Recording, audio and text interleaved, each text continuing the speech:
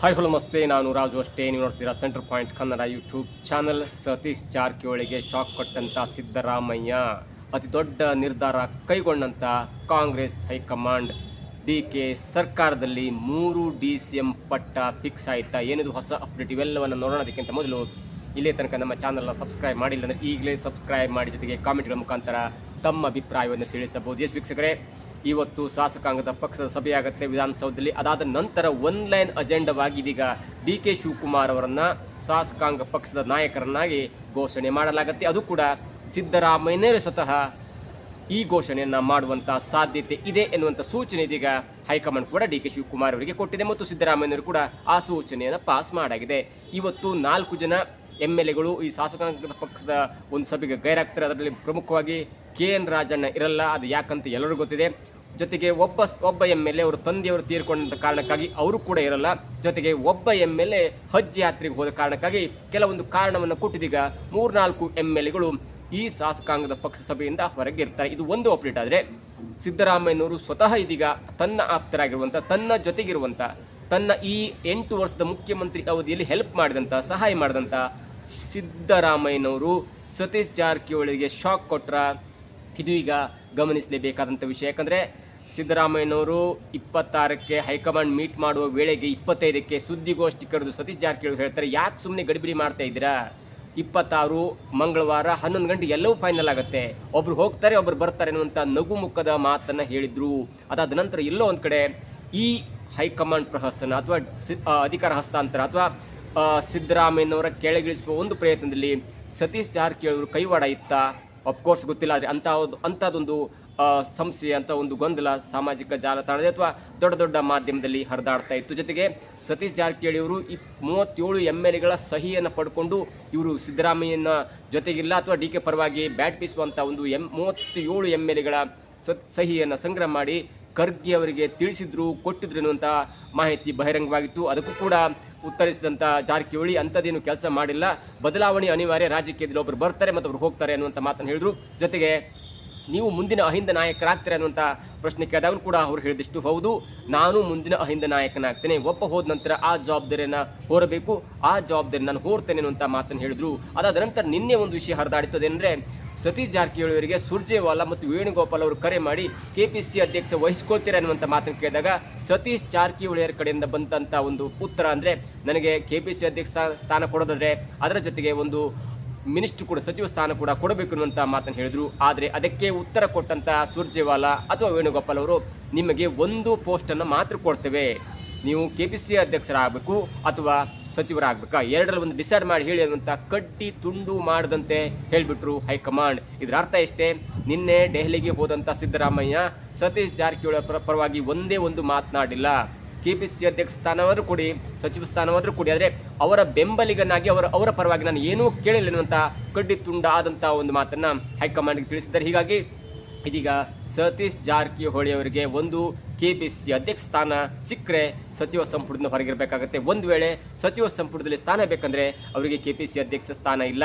ಹಾಗಾಗಿ ಇದೀಗ ಮತ್ತೊಂದು 2 ಹೆಸರುಗಳು ಮುನ್ನೆಲೆಗೆ ಬಂದಿದೆ. ಅದು ಒಂದು ಹರಿಪ್ರಸಾದ್ ಅವರಿಗೆ KPC ಅಧ್ಯಕ್ಷ ಸ್ಥಾನ ಕೊಡ್ತಾರಾ, ಅಥವಾ MB ಪಾಟೀಲ್ ಮತ್ತು ಈಶ್ವರ್ ಖಂಡ್ರೆ ನಡುವೆ ಒಂದು ದೊಡ್ಡ ಹೋರಾಟ ನಡೀತಿದೆ, ಅಥವಾ KPC ಅಧ್ಯಕ್ಷ ಸ್ಥಾನಕ್ಕಾಗಿ. ಆದರೆ MB ಪಾಟೀಲ್ ಅವರು ಹೇಳೋ ಪ್ರಕಾರ, ನನಗೆ ಯಾವುದೇ ಕಾರಣಕ್ಕೂ KPC ಅಧ್ಯಕ್ಷ ಸ್ಥಾನ ಬೇಡ, ನನಗೊಂದು ಇಂಡಸ್ಟ್ರಿಯಲ್ ಅಥವಾ ಕೈಗಾರಿಕಾ ಖಾತೆ ಕೊಟ್ಟರೆ ಸಾಕು, ನಾನು ನಿಭಾಯಿಸ್ಕೊಂಡು ಹೋಗ್ತೇನೆ ಮತ್ತು ಪಕ್ಷನಿಷ್ಠವಾಗಿ ಕೆಲಸ ಮಾಡ್ತೇನೆ ಅನ್ನುವಂಥ ಮಾತು ಕೂಡ ಹೇಳಿದರು. ಹೀಗಾಗಿ ಒಂದು KPC ಅಧ್ಯಕ್ಷರಾಗಿ ಸತೀಶ್ ಜಾರಕಿಹೊಳಿ ಅವರು ಆಯ್ಕೆ ಆಗ್ತಾರಾ, ಅಥವಾ DKಯ ಆಪ್ತರಾಗಿರುವಂಥ ತಟಸ್ಥ ಬಣದಲ್ಲಿ ಗುರುತಿಸಿಕೊಂಡಿರುವಂಥ ಲಿಂಗಾಯತ ಕೋಟದ ಈಶ್ವರ್ ಖಂಡ್ರೆ ಆಗ್ತಾರೆ, ಅಥವಾ ಹಿಂದುಳಿದ ವರ್ಗದ ಈಡಿಗ ಕೋಟದಿಂದ ಹರಿಪ್ರಸಾದ್ ಆಗ್ತಾರೆ. ಹರಿಪ್ರಸಾದ್ ಅವರು ಹೈಕಮಾಂಡ್ಗೆ ಹತ್ತಿರ ಇದ್ದಾರೆ, ಜೊತೆಗೆ ಸಿದ್ದರಾಮಯ್ಯವರು ಆಗ್ತಾ ಇದ್ದಾರೆ, ಜೊತೆಗೆ DK ಶಿವಕುಮಾರ್ ಖಂಡ್ರೆ ಅಷ್ಟಕ್ಕಷ್ಟೇ ಇದೆ. ಹೀಗಾಗಿ ಈ KPC ಅಧ್ಯಕ್ಷ ಸ್ಥಾನದ ಒಂದು ಗಮನ ಸೆಳಿಬೇಕಾದ್ರೆ, ಅವರೊಂದು ಬೆಂಬಲ ಸಿಗಬೇಕಾದ್ರೆ DK ಶಿವಕುಮಾರ್ ಅವರು ಯಾರನ್ನ ರೆಫರ್ ಮಾಡ್ತಾರೆ, ಅಥವಾ ಹೈಕಮಾಂಡ್ ತನ್ನ ಒಂದು ನಿರ್ದಿಷ್ಟ ಒಂದು ಲೆಕ್ಕಾಚಾರವನ್ನು ಇಟ್ಕೊಂಡು KPC ಅಧ್ಯಕ್ಷ ಸ್ಥಾನವನ್ನು ಕೊಡುತ್ತಾ, ಎಲ್ಲವೂ ಕೂಡ ಇದೀಗ ಗೊಂದಲದ ಗೂಡಾಗಿದೆ.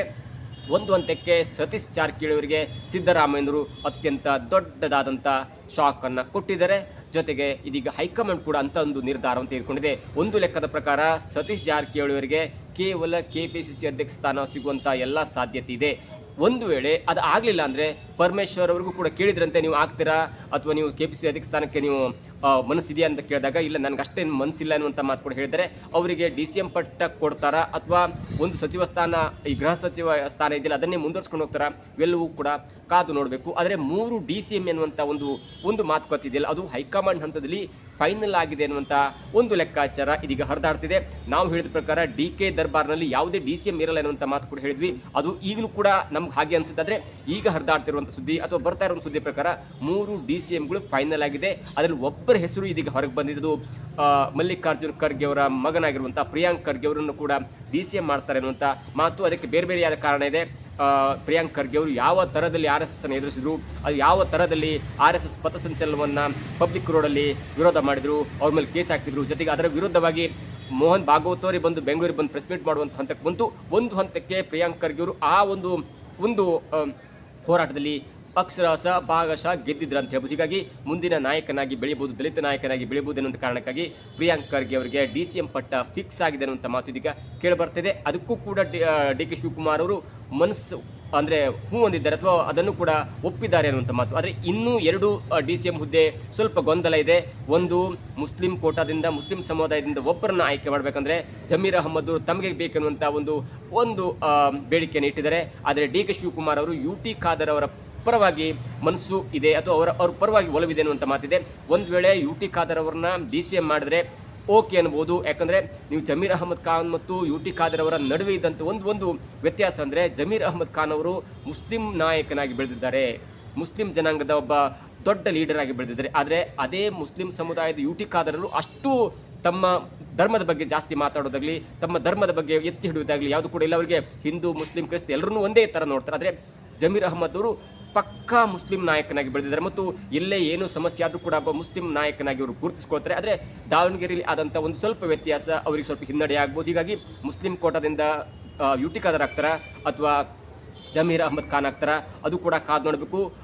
ಸಿದ್ದರಾಮಯ್ಯನವರಿಗೆ ಇಬ್ಬರು ಕೂಡ ಆಪ್ತರು, ಅವರಿಗೆ ಯಾರಾದರೂ ಕೂಡ ಇನ್ನು ವ್ಯತ್ಯಾಸ ಆಗಲ್ಲ ಮತ್ತು ಅವರಿಗೆ ಅಧಿಕಾರದಿಂದ ಹೊರಗಿದ್ದಾರೆ. ಇನ್ನು ಲಿಂಗಾಯತ ಕೋಟಾದಿಂದ ಯಾರಾಗ್ತಾರೆ, MB ಪಾಟೀಲ್ ಆಗ್ತಾರಾ ಅಥವಾ ಈಶ್ವರ್ ಖಂಡ್ರೆ ಆಗ್ತಾರೆ ಎನ್ನುವುದು ಕೂಡ ಇದೀಗ ದೊಡ್ಡ ಚರ್ಚೆ ಆಗ್ತಿದೆ.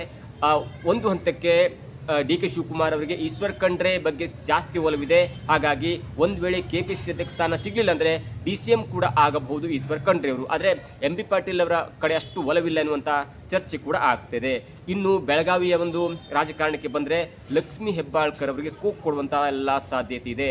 ನೋಡಿ, ಸತೀಶ್ ಜಾರಕಿಹೊಳಿ ಅವರು KPCC ಅಧ್ಯಕ್ಷ ಸ್ಥಾನ ಸಿಗಲಿಲ್ಲ ಅಂದರೆ ಅವರು ಸಚಿವರಾಗಿ ಮುಂದುವರಿತಾರೆ ಅಥವಾ ಸಚಿವ ಸಂಪುಟದಲ್ಲಿ ಅವರಿಗೂ ಕೂಡ ಸ್ಥಾನ ಸಿಗುತ್ತೆ. ಹಾಗಾಗಿ ಬೆಳಗಾವಿ ರಾಜಕಾರಣದಲ್ಲಿ ಈಗಾಗಲೇ 2 ಮಿನಿಸ್ಟರ್ ಇದ್ದಾರೆ, ಅಂದರೆ ಲಕ್ಷ್ಮೀ ಹೆಬ್ಬಾಳ್ಕರ್ ಮತ್ತು ಸತೀಶ್ ಜಾರಕಿಹೊಳಿ. ಹೀಗಾಗಿ ಒಂದು ವೇಳೆ ಸತೀಶ್ ಜಾರಕಿಹೊಳಿ ಅವರು ಏನಾದರೂ KPCC ಅಧ್ಯಕ್ಷ ಸ್ಥಾನವನ್ನು ಅಲಂಕರಿಸಿದರೆ ಆಗ ಮತ್ತೊಂದು ಸಚಿವ ಸಂಪುಟದಲ್ಲಿ ಬೆಳಗಾವಿಯ ಮತ್ತೊಬ್ಬ ಲಕ್ಷ್ಮಣ ಸವದಿ ಅವರು ಆಯ್ಕೆ ಆಗ್ತಾರೆ. ಅವರನ್ನು ಕೂಡ ಕನ್ಸಿಡರ್ ಮಾಡ್ತಾರೆ. ಒಂದು ವೇಳೆ ಸತೀಶ್ ಜಾರಕಿಹೊಳಿ ಅವರು ಏನಾದರೂ KPCC ಅಧ್ಯಕ್ಷ ಸ್ಥಾನಕ್ಕೆ ಬೇಡ ಅಂದರೆ ಅವರಿಗೆ ಸಚಿವ ಸ್ಥಾನ ಕೊಡಬೇಕಾಗತ್ತೆ. ಜೊತೆಗೆ ಲಕ್ಷ್ಮಣ ಸವದಿ ಎನ್ನುವಂಥ ಒಬ್ಬ ದೊಡ್ಡ ನಾಯಕನಿಗೆ, ಒಬ್ಬ ಲಿಂಗಾಯತ ನಾಯಕನಿಗೆ ಸಚಿವ ಸಂಪುಟದಲ್ಲಿ ಸ್ಥಾನ ಕೊಡಬೇಕಾದ್ರೆ ಲಕ್ಷ್ಮೀ ಹೆಬ್ಬಾಳ್ಕರ್ ಅವರನ್ನ ಒಂದು ಕಡೆಯಿಂದ ಬೆಳಗಾವಿ ರಾಜಕಾರಣದ ಕಡೆಯಿಂದ ಅಥವಾ ಸಚಿವ ಸಂಪುಟದಿಂದ ಕೂಕ್ ಕೊಡುವಂಥ ಎಲ್ಲ ಸಾಧ್ಯತೆ ಇದೆ. ಮಹಿಳಾ ಕೋಟದಿಂದ ಮುನಿಯಪ್ಪ ಅವರ ಮಗಳಾದಂಥ ರೂಪಾ ಶಶಿಧರ್ ಅವರಿಗೆ ಮಂತ್ರಿ ಪಟ್ಟ ಸಿಗುವಂಥ ಎಲ್ಲ ಚಾನ್ಸಸ್ ಇದೆ. ಯಾಕಂದರೆ ಈಗಿನ ಒಂದು ಮಂತ್ರಿಮಂಡಲದಲ್ಲಿ ಎಲ್ಲರನ್ನೂ ಕೂಡ ಚೇಂಜ್ ಮಾಡಬೇಕನ್ನುವಂಥ ಆಸೆ DK ಶಿವಕುಮಾರ್ ಅವರಿಗಿತ್ತು. ಜೊತೆಗೆ ಹೈಕಮಾಂಡ್ ಕೂಡ ಅದನ್ನು ಬಯಸಿತ್ತು. ಈಗಾಗಲೇ 30 ಜನ MLAಗಳು ಸಚಿವರಾಗಿದ್ದರೆ ಅವರೆಲ್ಲವನ್ನು ಕೈಬಿಟ್ಟು ಮತ್ತೆ 30 MLAಗಳನ್ನು ನೀವು ಸಚಿವರನ್ನಾಗಿ ಮಾಡಿ ಎಲ್ಲರೂ ಕೂಡ ಅಧಿಕಾರ ಹಂಚಿಕೆ ಆಗಲಿ ಅನ್ನುವಂಥ ನಿರ್ಧಾರ ಕೂಡ ಮಾಡಿತ್ತು. ಆದರೆ ಕೆಲವೊಂದು ನಿರ್ದಿಷ್ಟ, ನೀವು ರಾಮಲಿಂಗಾರೆಡ್ಡಿ ಆಗಿರ್ಬೋದು, MB ಪಾಟೀಲ್, ಜೊತೆಗೆ ಸತೀಶ್ ಜಾರಕಿಹೊಳಿ, ಜಾರ್ಜ್ ಈಗ ಸಚಿವ ಸಂಪುಟದಿಂದ ಹೊರಗಿರುವಂಥ ಎಲ್ಲ ಸಾಧ್ಯತೆ ಇದೆ.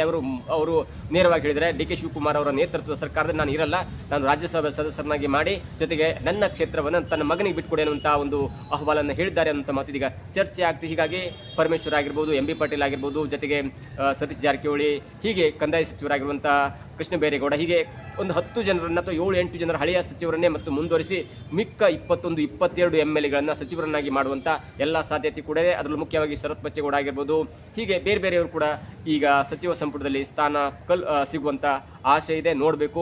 ಇವತ್ತು 4 ಗಂಟೆಗೆ ವಿಧಾನಸೌಧದಲ್ಲಿ ಒಂದು ಶಾಸಕಾಂಗ ಸಭೆ ಆಗುತ್ತೆ. ಆ ಶಾಸಕಾಂಗ ಸಭೆ ಆದ ನಂತರ ನೇರವಾಗಿ DK ಶಿವಕುಮಾರ್ ಅವರು ಆಯ್ಕೆ ಆಗ್ತಾರೆ. ಅದಾದ ನಂತರ ಒಂದು ಲೆಟರ್ ಕಾಂಗ್ರೆಸ್ ಪಕ್ಷದಿಂದ ರಾಜ್ಯಪಾಲರ ಭವನಕ್ಕೆ ಹೋಗುತ್ತೆ. ರಾಜ್ಯಪಾಲರು ನೋಡಬೇಕು ಯಾವಾಗ ಡೇಟ್ ಕೊಡ್ತಾರೆ. ಇವರು ಯಾವಾಗ ಡೇಟ್ ಕೇಳಿದರೆ ಎಲ್ಲವೂ ಕೂಡ ಕುತೂಹಲಕಾರಿಯಾಗಿದೆ. ಒಂದು ಮೂಲದ ಪ್ರಕಾರ 1ನೇ ತಾರೀಕು ಅಥವಾ 3ನೇ ತಾರೀಕು ಅಥವಾ 5ನೇ ತಾರೀಕು ಹೀಗೆ ಲೆಕ್ಕಾಚಾರ ಕೂಡ ಹಾಕ್ತಾ ಇದ್ದಾರೆ. ಇನ್ನು ಕೆಲವೇ ಗಂಟೆಗಳಲ್ಲಿ ಎಲ್ಲವೂ ಕೂಡ ಫೈನಲ್ ಆಗುತ್ತೆ. ಒಂದು ಹಂತಕ್ಕೆ ಶಾಸಕಾಂಗದ ಪಕ್ಷ ಸಭೆ ಆದ ನಂತರ ಸ್ವೇರಿಂಗ್ ಇನ್ ಸೆರೆಮನಿ ಪ್ರಮಾಣ ವಚನ ದಿನಾಂಕ ಕೂಡ ನಿಗದಿಯಾಗುತ್ತೆ. ಜೊತೆಗೆ ಒಂದೇ ಹಂತಕ್ಕೆ ಎಲ್ಲವನ್ನೂ ಕೂಡ MLAಗಳನ್ನು ಸಚಿವರನ್ನಾಗಿ ಮಾಡಿ ಒಂದೇ ಕಾರ್ಯಕ್ರಮದಲ್ಲಿ ಮುಕ್ತಾಯವಾದರೆ ಅದು ಕೂಡ ರಾಜ್ಯಕ್ಕೆ ಒಳ್ಳೆಯದಾಗುತ್ತೆ. ಈಗ CM ಮತ್ತು ಜೊತೆ 10 ಜನರ ಸಚಿವ ಸಂಪುಟದ ಪ್ರಮಾಣ ವಚನ ಅದಾದ ನಂತರ ಮತ್ತೆ ಗೊಂದಲ, ಮತ್ತೊಂದು 15 ದಿನದ ನಂತರ ಮತ್ತೆ ಉಳಿದ ಕ್ಯಾಬಿನೆಟನ್ನು ಫಿಲ್ ಮಾಡೋದು ಎಲ್ಲವೂ ಕೂಡ ಗೊಂದಲ ಆಗುತ್ತೆ. ಒಂದು ಹಂತಕ್ಕೆ 1-2 ದಿನ ಲೇಟ್ ಆದರೂ ಕೂಡ ನಿಮಗೆ ಬೇಕಾದಂಥ ಎಲ್ಲರನ್ನೂ ಕೂಡ ಒಂದೇ ಸಮನೆ ನೀವು ಪ್ರಮಾಣ ವಚನ ಸ್ವೀಕಾರ ಮಾಡಿಸ್ಬಿಟ್ರೆ ಅದು ಒಂದು ಹಂತಕ್ಕೆ ಸರ್ಕಾರ ಸುಭದ್ರವಾಗುತ್ತೆ ಮತ್ತು ಸರ್ಕಾರದ ಹೆಡ್ ಆಗಿರುವಂಥ DK ಶಿವಕುಮಾರ್ ಅವರು ಮುಂದಿನ ಅಭಿವೃದ್ಧಿ ಕಾರ್ಯಕ್ರಮದ ಕಡೆ ಗಮನ ಕೂಡ ಸಾಧ್ಯ ಆಗುತ್ತೆ. ನೋಡಬೇಕು ಇನ್ನೆರಡು ದಿನದಲ್ಲಿ ಏನೇನೆಲ್ಲ ಡೆವಲಪ್ಮೆಂಟ್ ಆಗುತ್ತೆ ಅಂತ. ಇದಾಗುತ್ತೆ ಇವತ್ತಿನ ವಿಶೇಷ. ನೋಡ್ತಾರೆ centre point Kannada YouTube channel.